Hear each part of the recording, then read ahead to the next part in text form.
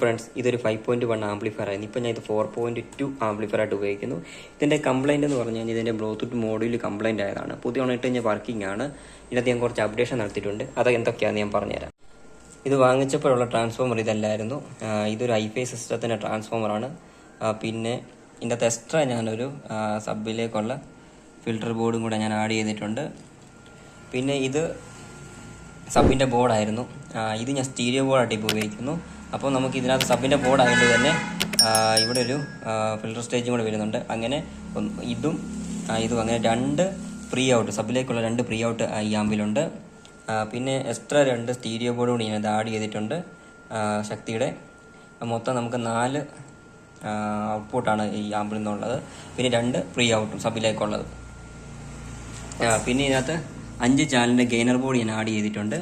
ഈ ആമ്പ് വാങ്ങിച്ചപ്പോൾ ഉപയോഗിച്ചിട്ടുള്ള നമ്മുടെ 5 ചാനൽ ബോർഡ് ഇതാണ്.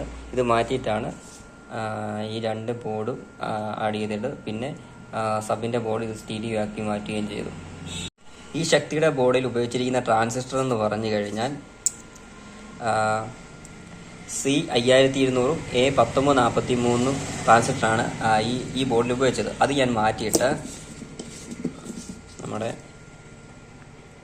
B1560 D2390 ഈ ട്രാൻസിസ്റ്ററാണ് ഞാൻ ഈ 2 ബോർഡിൽ ആഡ് ചെയ്തിരിക്കുന്നത്.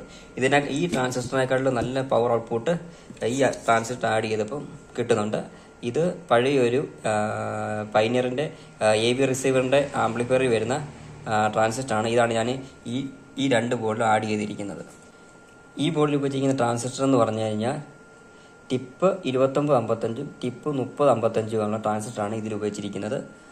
അത് ഞാൻ ചേഞ്ച് ചെയ്തിട്ടില്ല. ഇനിയിപ്പോൾ ഇതിൻ്റെ വർക്കിംഗ് വീഡിയോ ഞാൻ അടുത്ത വീഡിയോ ആയിട്ട് ചെയ്യുന്നതായിരിക്കും.